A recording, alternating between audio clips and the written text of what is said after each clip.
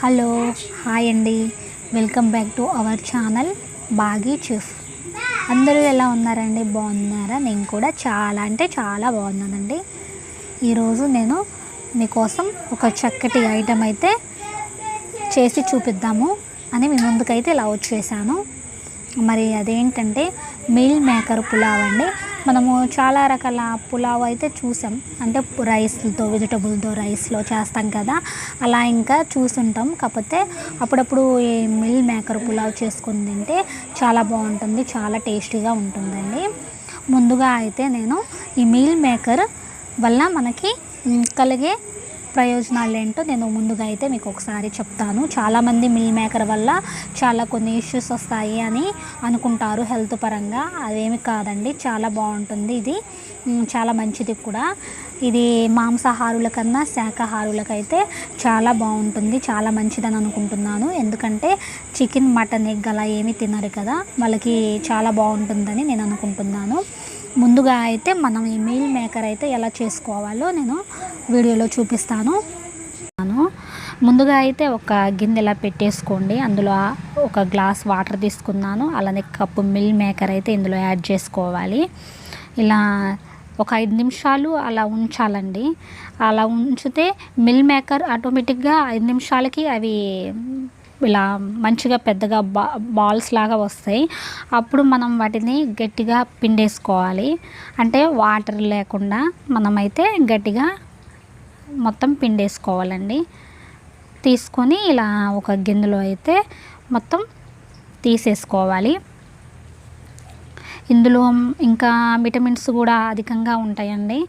Vitamin B complex కానీ C complex కానీ అధికంగా ఉంటుంది. మళ్ళీ ఇప్పుడు అదే గిన్నె అయితే నేను తీసుకున్నాను. ఇప్పుడు తాలింపు కోసమని అదే గిన్నె తీసుకున్న తర్వాత ఇప్పుడు దానికి కావలసిన ఆయిల్ అయితే మనం తీసుకుందాం. అంటే కొంతమంది ఆయిల్ ఎక్కువగా తీసుకుంటుంటారు, ఆయిల్ కూడా అంత మంచిది కాదు. దానికి కరెక్ట్ సరిపోను తీసుకుందాం. మనమైతే మీకు కావాలంటే ఇష్టంగా తీసుకోవచ్చు. చూసి మీరు ఎంచుకునే దాన్ని బట్టి, ఎంత క్వాంటిటీలో తీసుకుంటున్నారో దాన్ని బట్టి మీరు వేసేసుకోండి. ఇప్పుడు ఆయిల్ వేసుకున్నాం కదా, ఆయిల్ కొంచెం వేడైన తర్వాత ఇప్పుడు మనం మసాలా దినుసులు అయితే వేసేసుకుందాం. దాల్చిన చెక్క, మరాఠీ మొగ్గ, అలానే లవంగాలు, యాలకులు కొన్ని తీసుకొని అందులో వేసుకోవాలి. అలానే బిర్యానీ ఆకు కూడా ఒక 2 తీసుకొని మధ్యలో కట్ చేసి ఇలా అయితే వేసేసుకుందాం. ఇప్పుడు వీటిని ఫ్రై చేసుకుందాం, కొంచెం ఫ్రై అవ్వాలి. దాని తర్వాత మనం ఆనియన్స్ అయితే తీసుకుందామండి. నేను ఆనియన్స్ అయితే 2 తీసుకున్నాను, అవి బారుగా కట్ చేసుకున్నాను. ఆనియన్స్ ఇలా తీసుకున్న తర్వాత ఇందులోనే పచ్చిమిర్చి కూడా మనము ఒక 3 మధ్యలో కట్ చేసి ఇలా అయితే వేసుకుందాం. ఇప్పుడు ఆనియన్స్ కొంచెం వేగడం కోసమని మనం సాల్ట్ అయితే యాడ్ చేసుకుందాం. అలానే జీలకర్ర 1 టేబుల్ స్పూన్ అయితే వేద్దాం. ఇప్పుడు వీటిని మంచిగా ఇలా ఒకసారి కలిపేసుకొని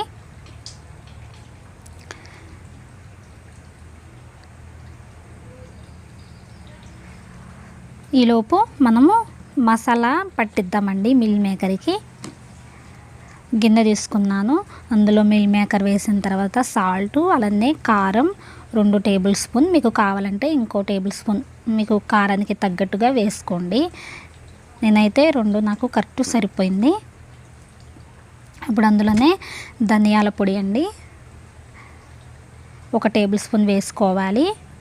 ఇప్పుడు అందులో పసుపు కొంచెం సరిపడ,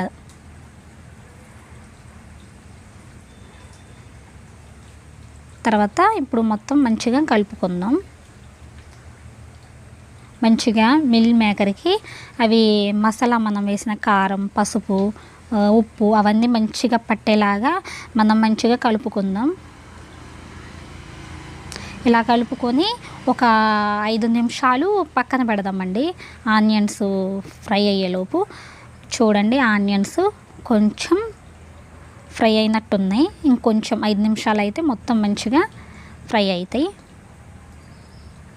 ఇప్పుడు మనం అల్లం పేస్ట్ అయితే కొంచెం వేద్దాం. ఇలా అల్లం పేస్ట్ వేసుకున్న తర్వాత అల్లం పేస్ట్ కూడా పచ్చివాసన పోయేదాకా మనం ఒకసారి ఇలా ఫ్రై చేసుకుందాం. అల్లం పేస్టు వేయగానే కొంచెం అడుగుపడుతూ ఉంటుంది, అందుకని మనం మధ్య మధ్యలో ఇలా కలుపుతూనే ఉండాలి ఒకసారి, లేకపోతే వెంటనే అడుగు పట్టేసిద్దండి. నాన్ స్టిక్ అయితే అవసరం లేదు, కాకపోతే నాన్ స్టిక్లో అంత మంచిది కాదు వంటలు కూడా మనము కర్రీస్ చేసుకోవడం.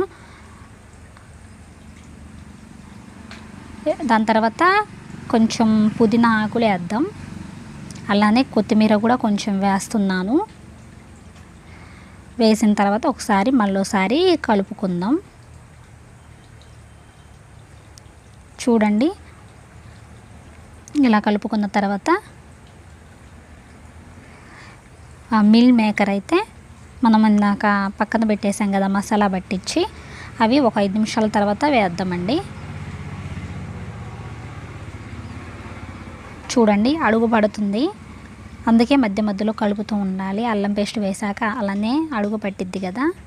ఇప్పుడైతే ఆ మసాలా అనేది ఇందులో వేసేసుకుందామండి. మొత్తం వేసుకున్నాక ఒక 2 నిమిషాల పాటు అలా కలుపుతూ ఉండాలి. మొత్తం మంచిగా కలపాలి.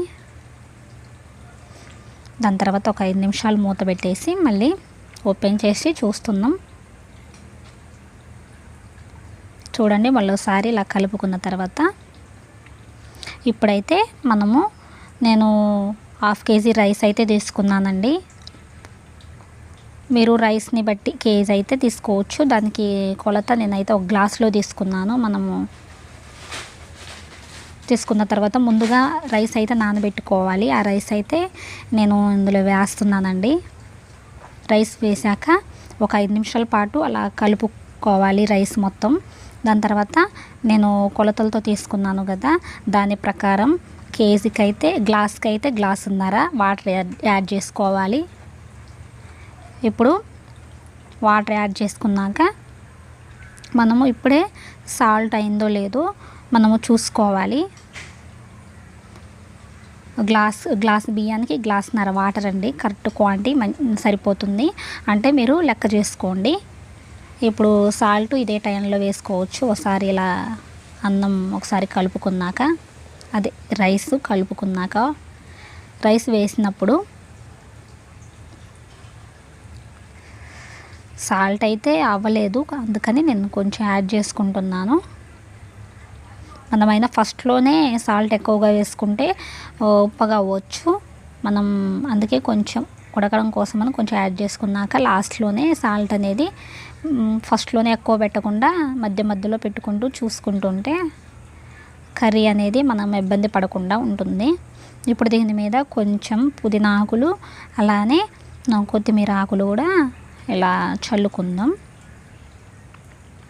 ఇప్పుడైతే మూత పెట్టేద్దామండి. ఒక పావు గంటలోపు అయిపోతుంది. చూడండి, పావు గంట తర్వాత చాలా బాగుందండి. మంచిగా రైస్ వాటర్ అయితే మంచిగా పట్టిని, రైస్కి కరెక్ట్గా క్వాంటిటీ సరిపోయింది. మంచిగా దాని మీద కొత్తిమీర పుదీనా కొంచెం అలా చల్లేసుకుందాం. చూడండి, బాగుంది. ఇప్పుడైతే ముందుగా నేనైతే గిన్నె తీసుకొని టేస్ట్ మీకు చెప్పాలి కదా వేసుకుంటున్నాను. మీరు కూడా తప్పకుండా ట్రై చేయండి, అసలు మర్చిపోవద్దు. ఇప్పుడు అందులోనే ఆనియన్స్ అయితే నేను 2 తీసుకున్నాను. నేను రైతా కూడా కొంచెం చేసుకున్నానండి. దీనికి రైతా బాగుంటుంది, పెరుగు చట్నీ కూడా బాగుంటుంది, కర్రీస్ అయినా బాగుంటాయి. చూద్దాం, టేస్ట్ చాలా బాగుంటుంది అని అనుకుంటున్నాను. ఎందుకంటే ఆల్రెడీ మేము చేసి మీకు వీడియో చూపిస్తామండి.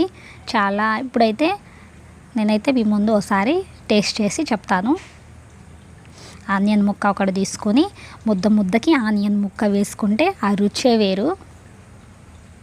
మరి ఇంకెందుకు ఆలస్యం, ఇన్ని ఎక్కువ పోషకాలు ఉండే ఈ ఐటమ్ని మాత్రం మీరు చక్కగా ట్రై చేయండి. ఈ వీడియో కనుక మీకు నచ్చినట్లయితే లైక్ చేయండి, షేర్ చేయండి, సబ్స్క్రైబ్ చేయండి. జై శ్రీరామ్.